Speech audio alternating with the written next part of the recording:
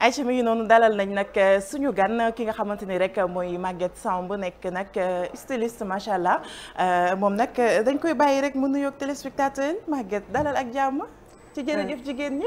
salaamaaleykum ak sourire bu rafet bi. tout d'abord damay nuyoo. Absa ak Fafa di leen remercier ci opportunité bi ngeen ma may tey ma présenter aussi seen émission bi pour parler de mon activité.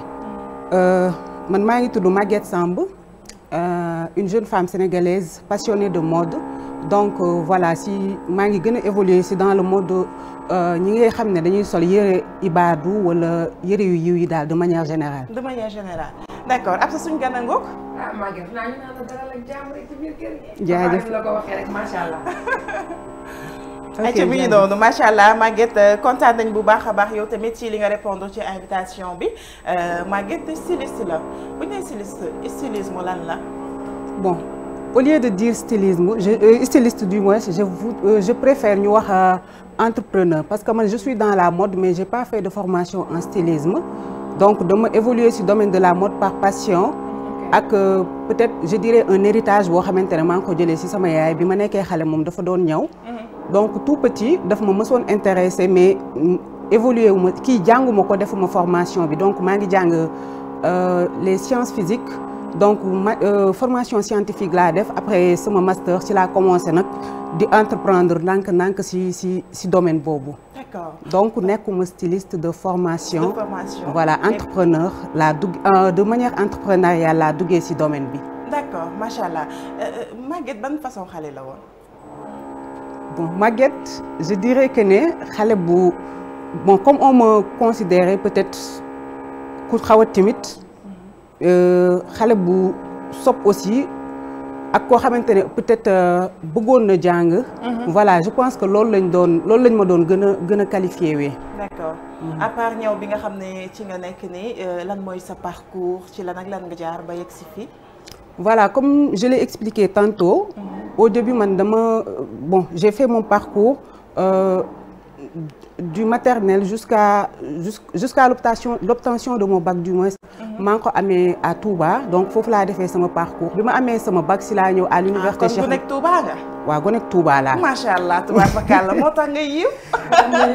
dëgg la voilà léegi bi ma amee sama bac nag si lañ ma orienté à l'université ma ñëw foofu ma def une licence en physique chimie. Par la suite ma intégré l'école polytechnique de Thiès par le biais d'un master interuniversitaire. waaye yow kii jàng na de. ah jàng nga nag jàng nga voilà ma def foofu master ma def foofu sama master en physique en du moins énergie renouvelable et efficacité énergétique. Donc comme je vous ai expliqué tantôt defuma stylisme par dama ko jàng mais dama si dugg parce que dama bëggoon entreprendre ci domaine boobu noonu. mais ak passion voilà effectivement. donc loolu moo ma ci yóbbu. depuis ban année nga installé wu carrément ne da ngay dugg ci mode bi et tout ça. voilà donc maa ngi commencé bi ma paree sama master mu ngi tombé ak période Covid bi donc maa ngi doon ut stage en même temps mais comme bëgguma tout le temps di toog j'ai commencé nag léegi may xool un domaine boo xamante ne mën naa ci exercer wu. ma nekk ci entre temps may defaale sama stage di am benn insertion professionnelle si laa commencé donc bi ma soutenir ba pare si laa commencé nag di dugg ci ndànk-ndànk ci mode bi di créer souvent ay tenues léegi bi ma commencé def stage j'ai remarqué que ne femmes yi nga xamante ne si elles sont comme moi ñi nga xam ne dañuy liggéey dans le domaine ñu ngi xëy au bureau dañuy doon am souvent ay problèmes pour s'habiller mais de manière boo xamante ne si genre dina être confortable toute la journée. La plupart ñi nga xamante ne dañ doon def ci domaine boobu noonu dañ doon proposer ay abaya jàllaba et qui était un peu contraignant nga koy sol toute la journée donc j'ai senti le besoin que ne am na benn brèche boo xamante ne mën nañ dugg foofu ci marché bi proposer des tenues yoo xamante ne comme genre des tenues yoo xam ne de bureau ñu koy proposer les femmes yi nga xamante ne si elles sont voilées wala qui mettent du turban voilà di sol lu yiw et que mu nekk tenue yoo xamante ne si dina confortable tout au long de la journée. c'est vrai Absa parce que man am naa sama benn copine dama koy nuyu de passage Betty Ndiaye nekk fële nga xamante ni rek muy Arabie Saoudite di ko ziar bu baax a baax man nag man maa mel nii rek bëgg ay dangal ak ñoom seen maam waaye moom dafa yiw di solu parfois danaa mu Sénégal daa métti solo parfois da ngay bëgg a solu mu tubaab bi waaye doo am foo ko jëlee waaye xamal la nag fi mu toll nii désormais sa ñawkat a ngi nii ndax kii nag moom boo jokkoo ak moom di nga sol lu rafet lu tubaabe incha allah mu ngi noonu Absa ma bàyyi la ak suñu gan. gan gi de macha allah ni mu ko waxee rek xam naa ni kii bi mode bi passion la ci moom. parce que ku déglu fi nga jaar. parcours yi nga def yëpp ñu ngi doon xaar nga naan actuellement nii maa ngi nekk ci projet bi pour énergie renouvelable wala leneen ak leneen macha allah mais xam naa ne loolu aussi mode bi yàqalu la ci dara. alors man ma ñëw rek pour laaj la comment tu choisis tes couleurs et tes motifs pour sa collection yi. comment tu fais parce que collection yi nga xamante ni man gis naa say collection gis naa mu taaru lool macha allah mais man tout le temps li may frappé mooy que ni motifs yi ak it couleurs yi comment tu les choisis nan nga koy tànnee. waaw bu ñuy def choix des couleurs nag comme li ma la wax rek dañuy fexe ba. mu nekk des couleurs yoo xamante ne dafay adapté au milieu professionnel. wala couleurs yoo xamante ne du nekk peut-être trop tapant dañuy xool donc.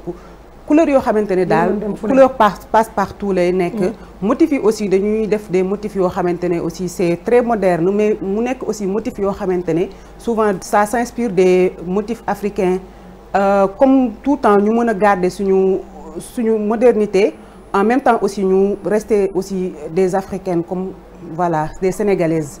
d'accord man de j'ai vu que ni couleurs yi ni nga koy tànnee c'est très joli parce que am na couleurs yoo xamante ni da ngay xalaat ni ñaari couleurs yi ku leen boole du ànd. mais man j'ai vu que ni vraiment couleurs yi ngay def rafet na te it modèles yi aussi comme ni nga wax soo ko solee du la déranger pour comme abbaye yenn yi. du ñëpp ñoo ko mën a liggéey jee. alors ñu ñëw ci défi yan défi ngay rencontrer en tant que femme ci industrie de la mode. waaw défi yi nag bëri na parce que comme on dit rek. parcours entrepreneurial moo nekk un défi boo xamante ne tu le vis au jour le jour. le jour c'est vrai. voilà donc ce qui fait que chaque jour saa boo xëyee yaa ngi rencontrer ay défis mais da ngay essayer tout le temps di ut ay solutions yoo xamante ne pour passer à l'étape supérieure. voilà donc tout le temps ñu ngi rencontrer ay défis mais dañuy jéem di ci ut ay solutions. pour mu bañ a nekk blocage ci suñu évolution. macha allah.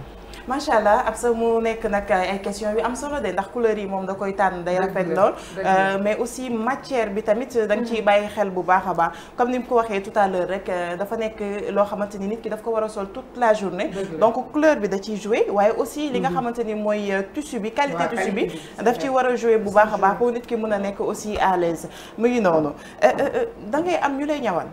waaw dama yor des tailleurs yoo xamante ne ñoom ñoo may ñawal. waaw. donc ñoom bu ñuy ñëw dañuy ñëw rek nga ne leen tissu baa ngi nii xool leen lu ngeen ko dagg wala yow noo koy defee. non man balaa may defar sama collection damay toog ma xool selon la période ak selon tissu yi nga xamante ne ñoom ñoo disponible sur le marché parce que da ngay def souvent da ngay dem ci marché bi nga def benn ronde tu xool lan moo tu regardes ce qui est disponible sur le marché ci période bu ak par rapport aussi ak demande bi fan lay toll souvent la plupart du temps ñun suñu dëkk yi dañuy tàng donc du coup damay préférer tout le temps di travailler des matières comme le coton le lin ce qui fait que bu ñu jëndee tissu yi ba andi ko man je fais mes modèles donc je prends mon temps ma xool modèles yi nga xamante ne c'est adapté ak période bi yoo xamante ne da nga koy sol c'est pas trop encombrant comme on a dit tout à l'heure ma defar ci loolu ñu génne suñu ay modèles après bu modèle bi ñëwee man bon même si jànguma stylisme comme j'ai dit tout à l'heure mën naa dagg donc à chaque fois la plupart du temps je fais mes prototypes je fais le premier modèle bu ma ñëwee dagg après je donne au tailleur ma ne ko lii ak lii ak lii laa ci bëgg mu ñaw ko bu ñëwee ba pare on fait nos essayages et tout voilà bu ñu gisee ne le modèle est réussi et que ça répond aux attentes des clientes selon le moment après nag ñu soog ko produire en grande quantité def du prêt-à-porter pour le mettre sur le marché. D'accord est-ce que yaa ngi clients yi moom yaa ngi am satisfaction par rapport ak clients yi. waaw alhamdulilah on se yi mu ngi leen di neex. waaw alhamdulilah on se plaint pas aussi sur ce côté. clients yi franchement wax dëgg yàlla à chaque fois que ñu génne collection yi ñoom dañ koy jënd de telle sorte que ñun sax daf ñuy jaaxal mais dañuy sant yàlla xam ne peut-être passion bi nga xamante ne moo nekk ci ginnaaw ak travail bi nga xamante ne moom moo nekk ci ginnaaw moom mooy andi fruit yooyu noonu rek c'est le résultat donc du travail acharné qui est derrière. D'accord nu mu mel milieu bi naka nga ko gisee yaa ngi jaay lu mel noonu xam naa ni yow sa domaine xaw na raar tuuti parce que li ci ëpp ku ci mel ni Absa wala ku ci mel ni man la ñuy ñawal ibaadu yi parfois dañuy am problème sax pour am seen yenn tenue yi c'est vrai mais dina gis naa ñeneen ñoo xamante ni dañuy def comme yow domaine bi nga nekk di ñawal ñii nga xam ne dañuy muur ñii def ay foulard et tout ça noo gisee milieu bi est-ce que mu ngi dox comme ni ngeen koy bëggee. waa milieu bi. Bon, je dirais que ne mu ngi dox en fonction de peut-être si proposition bi nga xamante ne peut-être loolu ngay joxe. Voilà donc ñun tout le temps comme vous avez dit dañuy solal ñi nga xam ne dañuy ibaadu mais de manière générale aussi yow aussi mën nga sol suñu ay tenues. ay ca mi ngi noonu les aléas du direct ah Marie moo ñu yundu fii rek xaw ñoo reetaanloo perturbé ñu Marie Diagne nii lañ koy bàyyi. mais xam naa ne ci kanam tuuti ñoom dinañ leen am sax ci plateau bi. ñu ñëw ñu décompressé tuuti waaye tamit man maa génnee waale Maguette nii. waaw mu daal di ñuy wanaale li nga xam ne mooy modèle am Maguette li yaa ko ñëw. waaw maa ko ñëw waaw. maa njëkk a commandé. ah bon waaw d'accord xaaral ma xool. maa njëkk a commandé parce que lii man c'est-à-dire xaaral rek ma xool couture bi. non c'est pas vrai. waaye lii waroon ngeen koo mën a gis. couturière bi amul Sénégal loolu nga foogoon. c'est-à-dire Absa. waaw man li ma gis Maguette di def xam nga lii lan la haute couture. haute couture la parce que couture boo xamante ni da nga koy génnee ci biir. waaw doo gis fenn fu ñaw jaar. loolu mooy finition. waaw loolu tamit mën naa ne bokk na sax li nga xamante ne si peut-être moo tax clients yi lu si bëri ñuy taamu suñu liggéey. parce que on leur propose une qualité vraiment supérieure boo xamante ne si franchement ay ñaw yu voilà dañuy bëgg daal finition yi tout le temps mu nekk des finitions parfaites ba nga xamante ne si boo koy sol tu te sens à l'aise dedans. ba pare nag finition bi Fafa xam nga lan moo tax mu am solo. léegi ñu ci bëri yére yi xam nga dañuy dem ci pressing yi. maanaam machine yi fóot yére yi. yow bu fekkee ni amul finition bu baax. dafay gaaw a waaw dafay gaaw a yàqu léegi mu ngi noonu bu amee nag finition bu baax comme ni nga xamante ni moom la ko ñawee ni macha allah yaakaar naa ni lii machine ak lu mu mënti doon même am na sax kii mooy bango yi. am na aussi ñoo xamante ni seen yére dañ ko jox fóotkat yi. léegi fóotkat yi ñoom comme yére yi day bëri foofu. te fóot bi dafay metti wala yére yi des fois sax du tilim mais comme que fóot yi dañuy bëri dañuy bëgg fóot ko mu gaaw. bango yi la ñuy utiliser léegi loolu bu fekkee ni yow yére bi tey si tey amoo tissu qualité bu baax.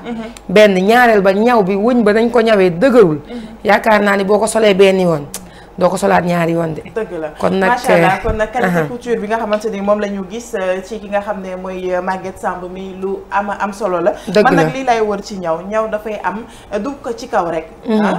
il faut ñaw du ci kaw rek dafa am aussi ci biir. ci biir da cee am dëgg solo la am na ci solo lool gisee ci couture rek dafa may daal di neex lool. macha allah je rappelle que yéen a ngi seen émission bi li nga xam ne mooy jërëjëf jigéen ñi ngeen koy am bu 11h jotee jàpp li nga xam ne mooy 12h30 ci télé bi di TV la télévision d'ici et d'ailleurs ba tey je rappelle aussi li nga xam ne rek mooy numéro commercial bi. mën ngeen cee woote rek ci 77 570 78 79 bu ngeen ci wootee rek incha allah di ngeen jot nag moom madame Ba incha allah mu teg leen ci axe wax leen nan la ak naka la ni ngeen di def fa mën a bokk ci bile émission ñu fësal li nga xam ne mooy seen activité yi bu baax a baax comme ni ñu koy waxee saay su nekk rek nee naa la émission bi li ko tax a jóg mooy promouvoir l'entrepreneuriat féminin. te ci loolu la ñuy ñu invité la ci plateau bi soit ñu fekk si la fa nga nekk soit aussi ñu daal di yónnee ñi nga xam ne rek mooy équipe bi ñu ñëw wane fësal la nga xam ne ca nga nekk Maguette lan nga mës a dund ci milieu bi loo xamante ni toog nga mu métti la nga xalaat ne lii moom métti na ma yàlla bu ma dalati. Bon souvent nag comme liggéey bi léeg-léeg da nga si rencontrer ay yoo xamante ne si ay difficultés yoo xamante ne daf lay metti mais man nag j'ai tendance à ce que bu ma si dalee lu ma metti aussi damay essayer de relever la pente yëkkatiwaat niveau bi ba nga xamante ne j'ai tendance à ce que yu bëri yi nga xamante ne daf ma si metti dama koy oublier dama koy fàtte parce que li ma siy neex bu ma paree loolu mooy kii bi mais voilà moo si ëpp mais faut dire que ne milieu bi bëri na ay yoo xamante ne si dafa la siy metti léeg-léeg nga jaay yére la dernière récemment rek nga jaay benn cliente sa fille elle a commandé donc sur le net elle est chez elle et tout ñu commandé ko mais yaay ji dafa woote xas ñu juste parce que voilà sa fille n'a pas envoyé les bonnes mesures. xam nga mu woote xas ñu après loolu daf lay metti mais boo paree aussi ñun dañuy def benn service de suivi boo xamante ne si même bu nekkente ne si dañ la livrer et que tu n'as pas satisfaction dañ lay proposer nga ñëw sur place parce que am nañ boutique. di nga mën a ñëw sur place nga natt yére bi ñu xool. parce que am nañ boutique voilà. nga ñëw natt yére bi ñu xool li nga xamante ne fépp dafa am lu ñu war a defaraat wala loo xamante ne dafa am ay retouches et tout. après ñun dañuy fexe ba defaraatal la ba nga am satisfaction bu ñu paree nag li ñu si metti woon yëpp dañ koy fàtte parce que souvent incompréhension lay doon wala malentendu. mais bu ñu paree ñun ba nga xamante ne li nga xamante ne war nañu yëpp si liggéey bi ba def nañ ko. bu ñu paree après ça passe. d'accord lan nga ci dund lu la neex. waaw li ma si gën a neex mooy comme lu ma la wax sànq rek. à chaque fois que jaay nga nit. Tu l'as aidé à trouver une tenue qui lui convient. Tout en gardant ses valeurs. ba pare mu nekk loo xamante ne si moom daf si am satisfaction et la fierté de porter nos tenues. donc franchement loolu moo ma si gën a neex. sa place fan la nekk. ñoo ngi Mariste. si ginnaaw station Total bi. si en face des résidences AXA. et est-ce que prévoir nga dans l'avenir di ñawal aussi ay góor. effectivement ñoo ngi si lancé boobu.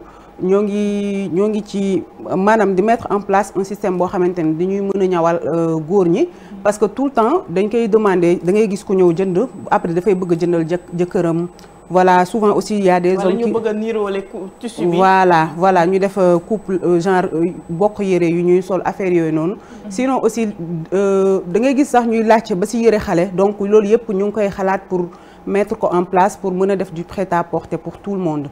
C'est d'ailleurs sax ce qui a fait que au début marque bi ñu ngi ko tuddee woon Magui Hijab Store. Parce que boobu on était exclusivement genre si ñi nga xam ne dañuy muur wala ñu def turban rek ñooñu lañ doon ciblé mais comme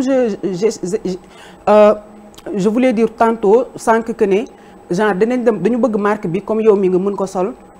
Absa mën ko sol donc ce qui fait que dañu bëgg plus d'inclusivité nga xamante ne si dootu amati peut-être kii nga ne man de bu ma ñu muuruwul rek du ma dem si mag yi dañu voilà moo tax récemment on a changé le nom de la marque def benn rebranding tuddee marque bi Magui SN ce qui veut dire que ne boo ko gisatee tur bi tu vas plus te dire que ne kii hijab yi rek la fi nekkal mais daf ma fi nekkal jigéen yi nga xamante ne si yëpp dañu bëgg a solu de manière boo xamante ne si dañuy yiw mais aussi góor ñi ak xale yi ñëpp mën si am seen wàll. pourquoi choix wu ñawal ñi yiw lu tax genre Absa gi sama genre gu yiwa di gi bëgg ay xuppati ñoom seen nii def ay fente et tout doo leen ñawal. bëggoon naa si laaj sa papa bëggoon naa laaj aussi ndax ku am tuseem ñëw jox la modèle am est-ce que di nga ko ñawal modèle boobu même bu fekkee ni yéen du ngeen ñaw genre yooyu. waaw léegi dama bëggoon rebondir si lu mu wax mu ne si je dirais que ne yéen sax franchement yow ngeen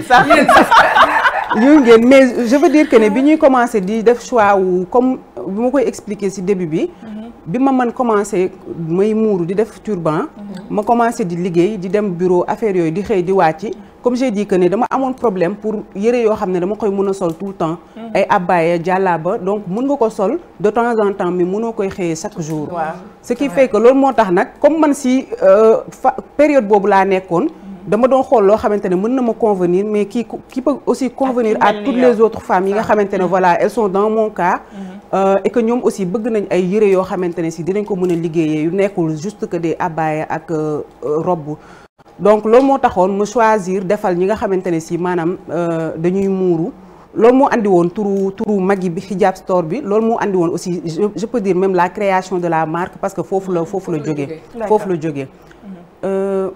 question Absa. voilà question Absa bi bon j'ai un peu oublié. loo indi tissu ñu jox la modèle am. voilà effectivement. donc récemment commencé woon nañ seen modèle assisté ci loolu. waaw mais parce que modèle bi may wax naturellement mooy modèle boo xamante ni bokkut ak ñoom seen modèle yi modèle bu am fente ba fii. waaw léegi décolleté ba fii. récemment commencé woon nañ di def service boobu. di def que ne ut benn partie de l'atelier boo xamante ne dañ ko conserver uniquement ñi nga xamante ne si dañu yor seen ay modèles yor seen tissu bëgg ñaw. on l'a commencé def nañ ko un certain moment 2-3 mois mais je pense même que même bu ñu ko bàyyeegul aussi on vire si loolu la ñu jëm parce que on voit que ne voilà ça nous éloigne un peu de notre ligne éditoriale bi nga xamante ne foofu la ñu nekkoon et c'est un peu aussi contraignant que nga war a ñaw tu as tout le temps des délais à respecter par rapport à tes collections. Après, il y a aussi des clientes, tu leur donnes des délais et tout à respecter. Voilà, ça fait beaucoup de charges. Donc finalement, peut-être doon nañ ko def mais xam naa clients yu bëri sax xamaguñ ko mais xam naa récemment incha allah dañu koy arrêté. alors j'ai une autre question mais ci say biir yi wax sànq dama dégg ngay wax ni dafa am benn parent boo xam ne doom ji dafa commandé ci suñu site. kon fi mu nekk nii même kuy seetaan ku bëgg a commandé mën na commandé ci site te fekk jarul mu lay woo téléphone. waaw mën nga commandé en ligne ñoo ngi am site bi mu ngi en cours mais pareegul. mais mën nga commandé en ligne. nous sommes voilà sur TikTok. waaw Instagram ak suñu ay page suñu ay du moins numéro commercial WhatsApp yi. voilà donc foofu yëpp mën nañ fa commandé. te ku leen commandé di ngeen répondre ci saa si. voilà waaw. d'accord alors ma bëggoon la laaj nag ndax y a une tendance actuelle que vous trouvez particulièrement intéressante ou problématique nii ci ñaw gi fu mu toll nii ndax am na benn tendance boo xamante ni ci yow jàpp nga ni c'est problématique wala c'est intéressante. Bon tendance bi ma gis que ne bon je dirais que sax c'est plus intéressante man côté boobu laay xoolee. parce que je vois que ne y a beaucoup de femmes comme moi yoo xamante ne ñu ngi entreprendre dans ce domaine. et c'est toujours à saluer et à encourager parce que ñun jigéen ñi comme vous dites seen émission bi dafay refléter loolu. dëgg la que ne ñun tout le temps dañu war a ku nekk nga essayer de trouver sa voie parce que ça mérite aussi de vivre. donc ñu ngi ci je peux dire lancer boobu noonu on est en train de. Genre on est de plus en plus nombreuses à entreprendre dans ce domaine. Et je trouve que c'est intéressant parce que loolu mooy tax ku ci nekk wane sa créativité. wane aussi fi nga mëne mais aussi ku ci nekk nga am foo jàpp foo xamante ne si di nga mën a doxal sa yëfu bopp. voilà macha allah. vas-y Absa.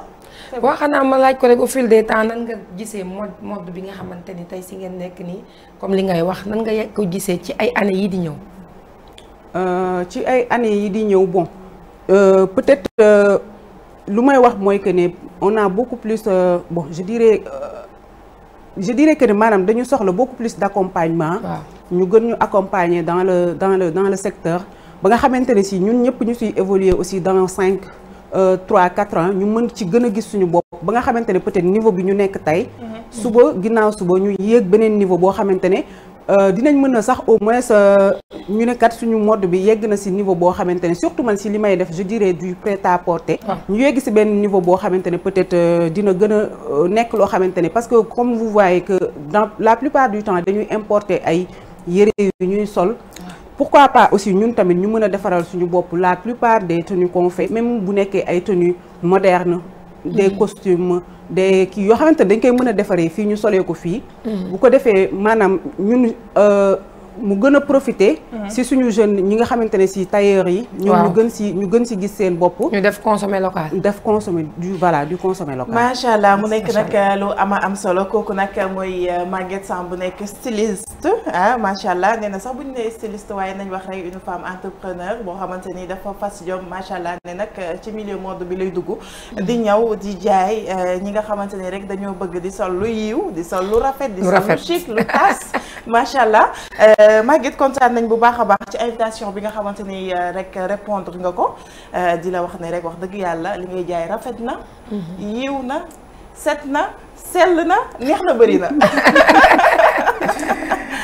ma lay remercier waat yow tamit Fafa franchement ak Absa yéen ñaar franchement ma leen di remercier bu baax ci dalal bi ngeen ma dalal ci seen émission tey ma mën a ñëw partager sama expérience wax ci li nga xamante ne ci loolu laay yëngu macha allah yéen aussi merci beaucoup may remercier aussi ñi nga xamante ne ci ñoo nekk ci ginnaaw mag yi parce que du man dong man maay def liggéey bi y a une équipe derrière ñi nga xamante ne ci tout le temps ñoom tamit dama leen di sonal di leen teg pression pour que juste que ñu def lu baax comme ni nga ko waxee ni mu rafet set sell ba ñëpp mën ci gis loo xamante ne aussi résultat boo xam ne day sax romb seen ay attentes macha allah mi ngi noonu di ko jaajëfal bu baax a baax kooku moo nekk Magui si vous avez envie de rire si vous avez envie de rire Magui Fafa joxewul numéro am ñii seetaan xam naa bëgg nañ koo contacter numéro de téléphone bi waaw nga dëgg de nga joxe numéro bi waaw numéro bi c'est le 78 252 12 12 bu ngeen wootee ci numéro boobu dinañ leen taxawu am ci conseiller leen voilà ba ngeen mën a am ci tenue yi donc képp ku ci bëgg rek ci numéro boobu ngay ootee wala nga xool ñu ci suñu plateforme yi Instagram TikTok plateforme yi lan moo ci nekk ban adresse Magui SN Maggi SN. oui Maggi SN. ok macha allah mu ngi noonu kon nag li ci des mooy lan ab sax ñu xaw a décompressé daal di dàq stress yi man moom j'ai envie de rire kon nag li ñu def mooy di ko jaajëfal bu baax moom Maggi waaye nag ñu xaar ki nga xamante ni rek mooy Marie Ndiago ak Bour ñu ñëw décompressé ñu fii ci plateau jërëjëf ci kër yi.